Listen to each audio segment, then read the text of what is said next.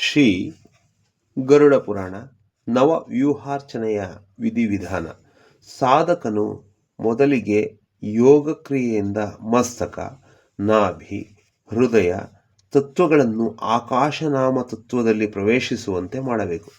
ನಂತರ ರಂ ಎಂಬ ಅಗ್ನಿಬೀಜ ಮಂತ್ರದೊಂದಿಗೆ ಪಂಚಭೌತಿಕ ಶರೀರವನ್ನು ಶೋಧಿಸಿಕೊಳ್ಳಬೇಕು.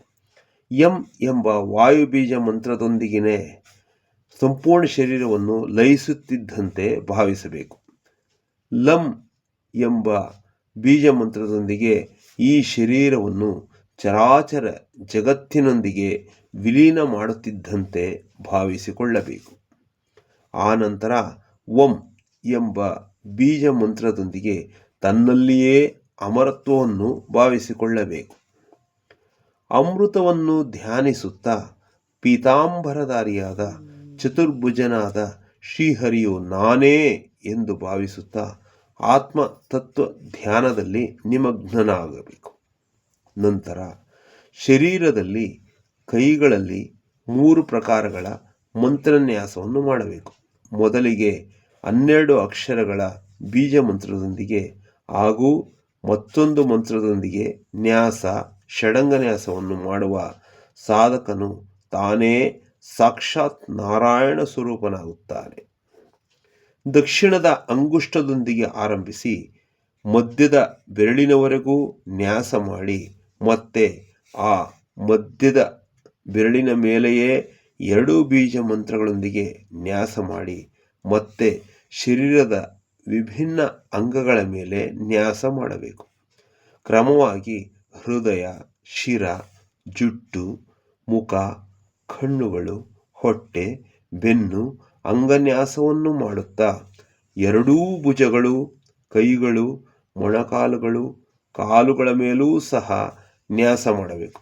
ನಂತರ 2 ಕೈಗಳನ್ನು ಕಮಲಾಕಾರದಲ್ಲಿ ಇಟ್ಟುಕೊಂಡು ಅದರ ಮಧ್ಯಭಾಗದಲ್ಲಿ ಹೆಬ್ಬೆರಳುಗಳನ್ನು ಸೇರಿಸಬೇಕು. ಈ ಮುದ್ರೆಯಲ್ಲಿಯೇ ಸ್ವಲ್ಪ ಹೊತ್ತು ಇದ್ದು ಪರಮ ತತ್ವಸ್ವರೂಪನೂ ಅನಾಮಯನೂ ಸರ್ವೇಶ್ವರನೂ ಭಗವಂತನೂ ಆದ ನಾರಾಯಣನ ಚಿಂತನೆಯನ್ನು ಮಾಡಬೇಕು.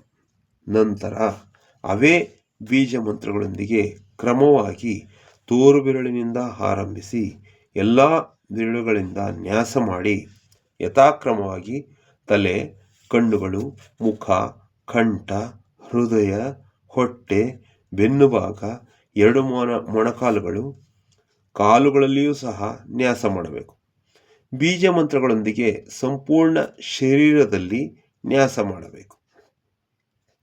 ಹೆಬ್ಬೆರಳಿನಿಂದ ಕಿರುಬೆರಳಿನವರೆಗೂ 5 ಬೀಜ ಮಂತ್ರಗಳೊಂದಿಗೆ ನ್ಯಾಸ ಮಾಡಬೇಕು. ಯಾವ ಅಂಗಕ್ಕೆ ಸಂಬಂಧಿಸಿದ ಬೀಜ ಮಂತ್ರವನ್ನು ಆ ಅಂಗನ್ಯಾಸವನ್ನು ಮಾಡುತ್ತಿರುವಾಗ ಮನನ ಮಾಡಬೇಕು. ನಂತರ ಸಾಧಕನು ಅವೇ ಬೀಜ ಮಂತ್ರಗಳೊಂದಿಗೆ ದಿಕ್ಕುಗಳನ್ನು ಪ್ರತಿಬದ್ಧವನ್ನಾಗಿಸಿಕೊಂಡು ಕ್ರಿಯೆಯನ್ನು ಆರಂಭಿಸಬೇಕು. ಮೊದಲಿಗೆ ಏಕಾಗ್ರ ಚಿತ್ತದಲ್ಲಿ ತನ್ನ ಹೃದಯದಲ್ಲಿ ಯೋಗ ಪೀಠವನ್ನು ಧ್ಯಾನಿಸಬೇಕು. ವಿವಿಧ ದಿಕ್ಕುಗಳಲ್ಲಿ ಧರ್ಮ, ಜ್ಞಾನ, ವೈರಾಗ್ಯ, ಐಶ್ವರ್ಯಗಳನ್ನು ಕಲ್ಪಿಸಿಕೊಂಡು ಪೂಜಿಸಿ ಪೂರ್ವಾದಿ ದಿಕ್ಕುಗಳಲ್ಲಿ ಈ ರೀತಿಯಾಗಿ ನ್ಯಾಸ ಮಾಡಬೇಕು. ಅಗ್ನಿಕೋನದಲ್ಲಿ ಓಂ ಧರ್ಮಾಯ ನಮಃ, ನೈಋತ್ಯ ಕೋನದಲ್ಲಿ ಓಂ ಜ್ಞಾನಾಯ ನಮಃ, ವಾಯುಕೋನದಲ್ಲಿ ಓಂ ವೈರಾಗ್ಯಾಯ ನಮಃ, ಈಶಾನ್ಯ ಕೋನದಲ್ಲಿ ಓಂ ಐಶ್ವರ್ಯಾಯ ನಮಃ, ಪೂರ್ವ ದಿಕ್ಕಿನಲ್ಲಿ ಓಂ ಅಧರ್ಮಾಯ ನಮಃ, ದಕ್ಷಿಣ ದಿಕ್ಕಿನಲ್ಲಿ ಓಂ ಅಜ್ಞಾನಾಯ ನಮಃ, ಪಶ್ಚಿಮ ದಿಕ್ಕಿನಲ್ಲಿ ಓಂ ಅವೈರಾಗ್ಯಾಯ ನಮಃ, ಉತ್ತರ ದಿಕ್ಕಿನಲ್ಲಿ ಓಂ ಅನೈಶ್ವರ್ಯಾಯ ನಮಃ ಎಂದು ಹೇಳುತ್ತಾ ನ್ಯಾಸ ಮಾಡಬೇಕು. ಸಾಧಕನು ಈ ವಿಧವಾಗಿ ನ್ಯಾಸ ವಿಧಿಗಳಿಂದ ಮಾಡಿದ ತನ್ನ ಶರೀರವನ್ನು ಆರಾಧನಾ ಪೀಠವನ್ನಾಗಿಯೂ ತನ್ನನ್ನು ತಾನು ಅದರ ಸ್ವರೂಪವನ್ನಾಗಿಯೂ ಭಾವಿಸಿಕೊಂಡು ಪೂರ್ವಕ್ಕೆ ತಿರುಗಿ ತಲೆಯನ್ನು ಮೇಲಕ್ಕೆತ್ತಿ ಸ್ಥಿರವಾಗಿ ನಿಂತು ಭಗವಂತನಾದ ವಿಷ್ಣುವನ್ನು ತನ್ನಲ್ಲಿ ತಾನು ಪ್ರತಿಷ್ಠಾಪಿಸಿಕೊಳ್ಳಬೇಕು. ನಂತರ ಜ್ಞಾನರೂಪ ಸರೋವರದಲ್ಲಿ ವಿಕಸಿಸಿದ ಅಷ್ಟದಳ ಕಮಲವನ್ನು ಧ್ಯಾನಿಸಬೇಕು.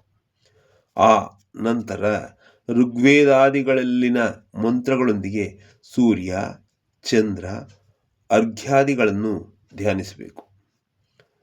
ಅಷ್ಟದಳ ಕಮಲದ ಮೇಲೆ 8 ದಿಕ್ಕುಗಳಲ್ಲಿಯೂ ಭಗವಂತನಾದ ಕೇಶವನ ಬಳಿಯಲ್ಲಿಯೇ ಉಪಸ್ಥಿತರಿರುವ ವಿಮಲಾದಿ ಶಕ್ತಿ ದೇವತೆಗಳನ್ನು ವಿನ್ಯಸ್ತಗೊಳಿಸಿ 9ನೆಯ ಶಕ್ತಿಯನ್ನು ಕರ್ಣಿಕದ ಮೇಲೆ ಸ್ಥಾಪಿಸಬೇಕು. ಅವುಗಳನ್ನು ಧ್ಯಾನಿಸಿದ ನಂತರ ಯೋಗಪೀಠಕ್ಕೆ ವಿದ್ಯುಕ್ತವಾಗಿ ಪೂಜೆಯನ್ನು ಮಾಡಬೇಕು. ನಂತರ ಮತ್ತೆ ಮನಸ್ಸಿನ ಮೂಲಕ ವಿಷ್ಣುಮೂರ್ತಿಯನ್ನು ಅಂಗಸಹಿತವಾಗಿ ಆವಾಹನೆ ಮಾಡಿ ಆ ಯೋಗಪೀಠದ ಮೇಲೆಯೇ ಪ್ರತಿಷ್ಠಾಪಿಸಿಕೊಳ್ಳಬೇಕು. ಆಗ ಪೂರ್ವದಿಂದ 4 ದಿಕ್ಕುಗಳಲ್ಲಿರುವ ಕಮಲದಳಗಳ ಮೇಲೆ ಹೃದಯಾದಿ ನ್ಯಾಸವನ್ನು ಮಾಡಬೇಕು. ಕಮಲದ ಮಧ್ಯಭಾಗದಲ್ಲಿಯ ಕೋನಗಳ ಮೇಲೂ ಈ ಕೆಳಗಿನ ರೀತಿಯಾಗಿ ಅಸ್ತ್ರಮಂತ್ರ ನ್ಯಾಸವನ್ನು ಮಾಡಬೇಕು.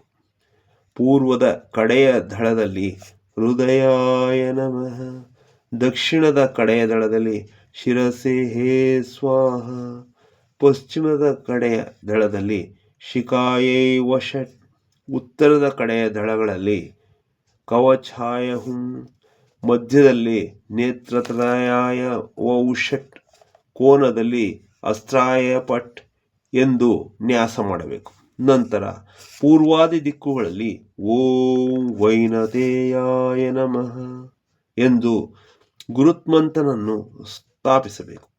ದಕ್ಷಿಣ ದ್ವಾರದಲ್ಲಿ ಓಂ ಸುದರ್ಶನಾಯ ನಮಃ, ಓಂ ಸಹಸ್ರಾರಾಯ ನಮಃ ಎಂದು ಉಚ್ಚರಿಸುತ್ತಾ 1000 ಮನೆಗಳಿಗೆ ಸುದರ್ಶನ ಚಕ್ರವನ್ನು ಸ್ಥಾಪಿಸಬೇಕು. ದಕ್ಷಿಣ ದ್ವಾರದಲ್ಲಿ ಓಂ ಶ್ರೀಯೈ ನಮಃ ಎಂಬ ಮಂತ್ರದೊಂದಿಗೆ ಶ್ರೀ ಎಂಬ ಅಕ್ಷರವನ್ನು ನ್ಯಾಸ ಮಾಡಿ ಉತ್ತರ ದ್ವಾರದಲ್ಲಿ ಓಂ ಲಕ್ಷ್ಮೀ ನಮಃ ಎಂಬ ಮಂತ್ರದೊಂದಿಗೆ ಲಕ್ಷ್ಮೀದೇವಿಯನ್ನು ಪ್ರತಿಷ್ಠಾಪಿಸಬೇಕು. ನಂತರ ಉತ್ತರ ದಿಕ್ಕಿನಲ್ಲಿ ಓಂ ಗದಾಯೈ ನಮಃ ಎಂದು ಗದೆಯನ್ನು, ಕೋನಗಳಲ್ಲಿ ಓಂ ಶಂಖಾಯೈ ನಮಃ ಎಂಬ ಶಂಖವನ್ನು ನ್ಯಾಸ ಮಾಡಬೇಕು. ನಂತರ ವಿಷ್ಣುಮೂರ್ತಿಯ 2 ಕಡೆಗಳಲ್ಲಿಯೂ ಆಯುಧಗಳನ್ನಿಡಬೇಕು.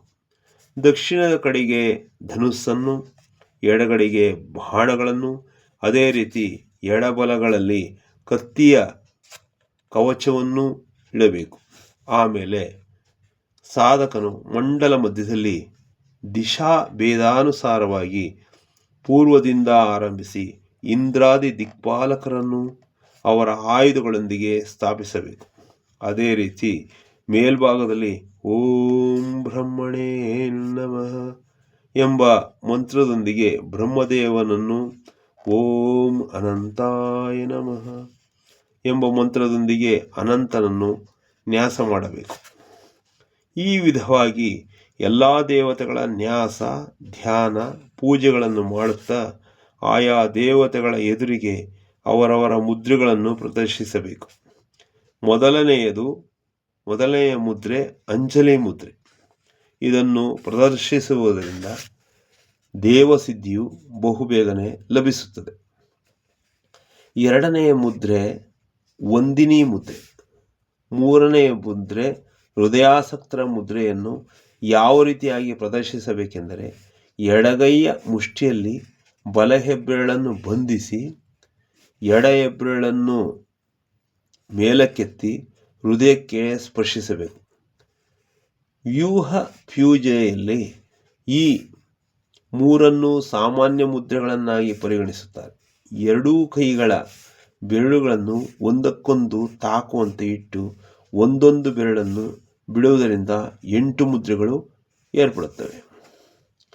2 ಕೈಗಳ ಹೆಬ್ಬೆರಳುಗಳನ್ನು ಅವುಗಳ ಮಧ್ಯದ ಅನಾಮಿಕ ಕಿರುಬೆರಳನ್ನು ತಾಕುತ್ತಾ ಕೆಳಕ್ಕೆ ಬಗ್ಗಿಸಿ ತೋರಿಸುವ ಮುದ್ರೆಯನ್ನು ನರಸಿಂಹ ಮುದ್ರೆ ಎನ್ನುತ್ತಾರೆ.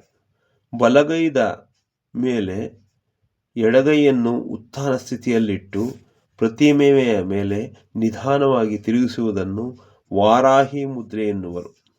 ಆಯಾ ದೇವರುಗಳಿಗೆ ಇವು ಪ್ರಿಯವಾದ ಮುದ್ರೆಗಳು. ಎರಡೂ ಮುಷ್ಟಿಗಳನ್ನು ಬಿಗಿದಿಟ್ಟು ಒಂದರ ಮೇಲೊಂದರಂತೆ ಇಟ್ಟು ಒಂದೊಂದೇ ಬೆರಳನ್ನು ನಿಧಾನವಾಗಿ ಬಿಡಿಸಿ ಮತ್ತೆ ಮುಷ್ಟಿಯನ್ನು ಬಿಗಿದಿಡುವುದನ್ನು ಅಂಗಮುದ್ರೆ ಎನ್ನುತ್ತಾರೆ. 10 ದಿಕ್ಕುಗಳ ಪಾಲಕರಿಗೂ ಸಾಧಕನು ಈ ರೀತಿಯಾಗಿ ಮುದ್ರೆಗಳನ್ನು ತೋರಿಸಬೇಕು. ಭಗವಂತನಾದ ವಾಸುದೇವನು, ಬಲರಾಮನು, ಪ್ರದ್ಯುಮ್ನನು, ಅನಿರುದ್ಧನು ಕ್ರಮವಾಗಿ ಪ್ರಥಮ, ದ್ವಿತೀಯ, ತೃತೀಯ, ಚತುರ್ಥ ದೇವಾಲಯಗಳಿಗೆ ಅಧಿಕಾರಿಗಳಾದ ದೇವತೆಗಳು. ಆದ್ದರಿಂದ ಸಾಧಕನು ಕ್ರಮವಾಗಿ ಓಂ ಹಂ ವಾಸುದೇವಾಯ ನಮಃ, ಓಂ ಹಂ ಬಲಾಯ ನಮಃ, ಓಂ ಹಂ ಪ್ರದ್ಯುಮ್ನಾಯ ನಮಃ, ಓಂ ಅಹ ಅನಿರುದ್ಧಾಯ ನಮಃ ಎಂಬ ಮಂತ್ರಗಳೊಂದಿಗೆ ಪೂಜಿಸಬೇಕು. ಓಂಕಾರ, ತತ್ಸತ್, ಹುಂ, ಕ್ಷೌಂ, ಪೂಹು ಈ 5 ಕ್ರಮವಾಗಿ ನಾರಾಯಣ, ಬ್ರಹ್ಮ, ವಿಷ್ಣು, ನರಸಿಂಹ, ಮಹಾವರಾಹ ಭಗವಾನರ ಬೀಜ ಮಂತ್ರಗಳು. ಆದ್ದರಿಂದ ಸಾಧಕನು ಓಂ ನಾರಾಯಣಾಯ ನಮಃ ಮಂತ್ರದೊಂದಿಗೆ ಭಗವಂತನಾದ ನಾರಾಯಣನನ್ನು, ಓಂ ತತ್ಸತ್ ಬ್ರಹ್ಮಣೇ ನಮಃ ಎಂಬ ಮಂತ್ರದೊಂದಿಗೆ ಬ್ರಹ್ಮದೇವನನ್ನು, ಓಂ ಹುಂ ವಿಷ್ಣುವೇ ನಮಃ ಎಂಬ ಮಂತ್ರದೊಂದಿಗೆ ವಿಷ್ಣುದೇವನನ್ನು, ಓಂ ಕ್ಷೌಂ ನಾರಸಿಂಹಾಯ ನಮಃ ಎಂಬ ಮಂತ್ರದೊಂದಿಗೆ ನರಸಿಂಹನನ್ನು, ಓಂ ಭೂಹು ಮಹಾವರಹಾಯ ನಮಃ ಎಂಬ ಮಂತ್ರದೊಂದಿಗೆ ಆದಿವರಹನನ್ನು ಪೂಜಿಸಬೇಕು.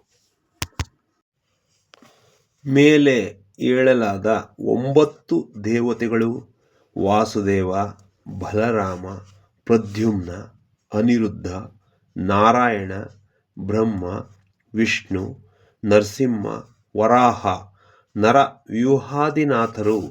ಇದರ ವರ್ಣಗಳು ಕ್ರಮವಾಗಿ ಬಿಳುಪು, ಕೆಂಪು, ಅರಿಶಿನ, ನೀಲ, ಕಪ್ಪು, ಕೆಂಪು, ಕತ್ತಲೆಯಂತಹ ಕಪ್ಪು, ಅಗ್ನಿಯಂತಹ ಅರಿಶಿಣ, ಜೇನಿನ ಬಣ್ಣ, ಕೆಂಪು ಗುಲಾಬಿ ಬಣ್ಣ.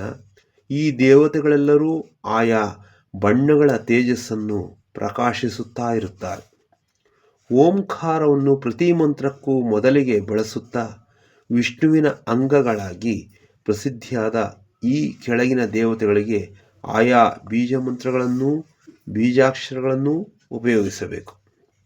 ಓಂ ಖಂ ಠಂ ಫಂ ಶಂ ಗರುಡನು, ಝಖಂ ವಂ ಸುದರ್ಶನ, ಶಂ ಛಂ ಫಂ ಶಂ ಗದೆ, ವಂ ಲಂ ವಂ ಕ್ಷಂ ಶಂಖ, ಘಂ ಢಂ ಭಂ ಹಂ ಲಕ್ಷ್ಮಿ, ಘಂ ಝಂ ವಂ ಶಂ ಪುಷ್ಪ, ಘಂ ವಂ ವನಮಾಲ, ಧಂ ಸಂ ಶ್ರೀವತ್ಸ, ಛಂ ಢಂ ಫಂ ಯಂ ಕೌಸ್ತುಭ.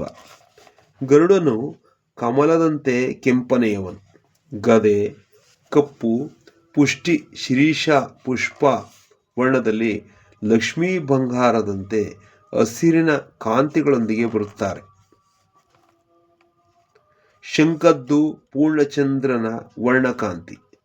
ಕೌಸ್ತುಭಮಣಿಯು ಆಗ ತಾನೇ ಉದಯಿಸಿದ ಸೂರ್ಯನ ಅರುಣ ವರ್ಗದಲ್ಲಿರುತ್ತದೆ. ಸುದರ್ಶನದ್ದು ಸಹಸ್ರ ಸೂರ್ಯಕಾಂತಿ. ಶ್ರೀವತ್ಸ ಕುಂದ ಪುಷ್ಟ ಸಮಾನವರ್ಣಿತ ಅಂದರೆ ಶ್ವೇತವರ್ಣ ವನಮಾಲ ಪಂಚವರ್ಣ ಶೋಭಿತ ಅನಂತ ಭಗವಾನನು ನೀಲಮೇಘ ಶ್ಯಾಮನು. ಅಸ್ತ್ರಗಳದ್ದು ವಿದ್ಯುತ್ ಕಾಂತಿ. ಪುಂಡರೀಕಾಕ್ಷ ವಿದ್ಯೆಯ ಸಹಾಯದಿಂದ ಪದ್ಧತಿಯನ್ನು ತಿಳಿದುಕೊಂಡು ವಿಷ್ಣುವಿನ ಈ ಸಮಸ್ತ ಅಂಗಗಳಿಗೂ ಅರ್ಘ್ಯ ಪಾದ್ಯಾದಿಗಳನ್ನು ಅರ್ಪಿಸಬೇಕು.